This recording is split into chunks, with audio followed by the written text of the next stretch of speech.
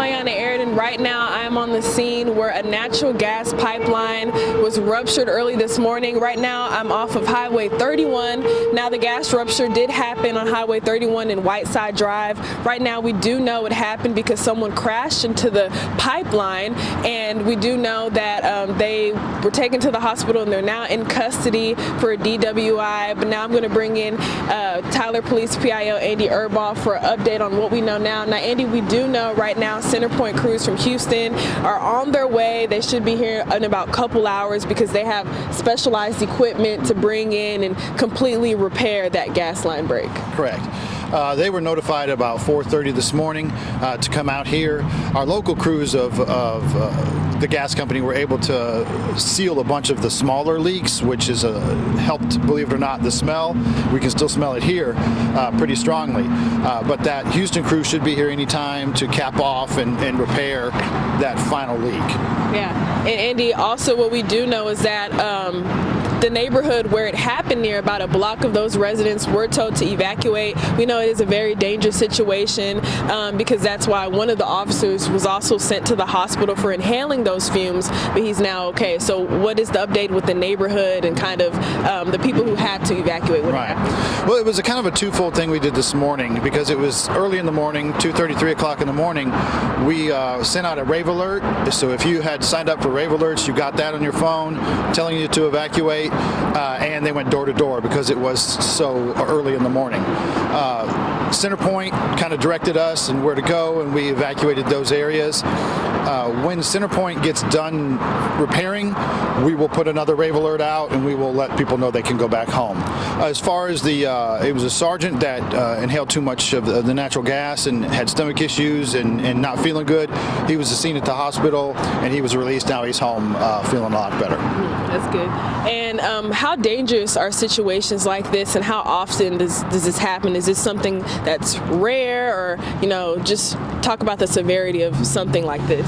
It's a pretty serious issue, because we don't know what could cause it to then suddenly explode. When you have that much natural gas in the air, obviously it can make you sick just breathing it in. So just an abundance of caution. That's why you have residents leave the area and then wait until it's fixed to return. But they've got it fixed enough now or repaired enough now that they're letting traffic go in and out, and that's Centerpoint's call on that one to say that it's good enough for or safe enough for cars to drive past. So that's the thing. It could be a lot more serious than it is, and that's why we evacuate people, just to make sure if something worse did happen, nobody would be injured. Yeah, and we know earlier, kind of near where it happened, coming into Tyler, it was down to one lane, so now it's completely open. Well, we had blocked off all east and westbound traffic, so only north and southbound was going until they were able to cap it off enough. And we're confident in the ability for traffic to run by. They opened up all of westbound traffic and just blocked maybe a mile of that eastbound traffic coming into Tyler to pull you away from that leak. Yeah. So now that all lanes are open and it's a little bit more safe for people to pass through, is it now safe for residents who are affected by the area to come back and go back home? Not at this time. We're asking residents to not come back until the leak is fixed, because obviously standing right here you can still smell the natural gas. It is still very prevalent in the air.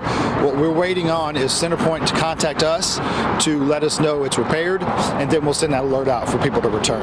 And do you know if the Centerpoint team from Houston is here yet, or do you know about an update on their crews coming here? I do not. I don't know if they're here yet or not. I plan to go over there when we're done and kind of get an update, maybe hook up with their public information officer, but until then I won't know. Yeah. And do you have any advice for people? I know you kind of touched on it a little bit earlier, but advice for people who have to go that way, or anybody who's coming through that area?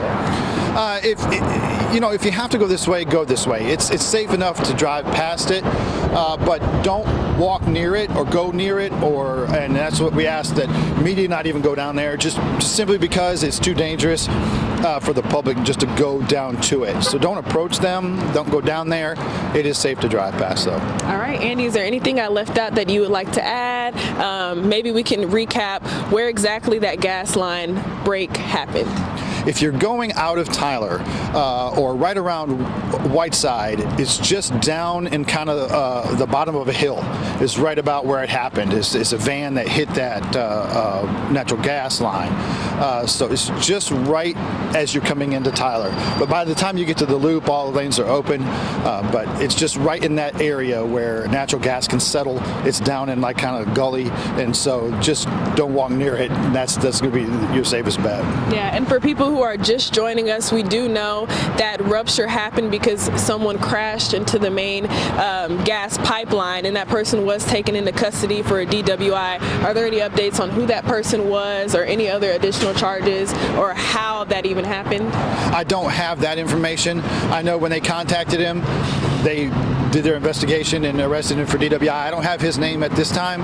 Once I do and have it, I'll release it and any updates that we have at that time. All right. Thank you, Andy. We'll continue to follow this story throughout the day and keep you updated on when residents will be able to go back to their homes after this gas line is completely repaired, and also when Centerpoint crews from Houston make it down here to Tyler to completely conduct all the repairs. I'm in Tyler. Ayana Aird.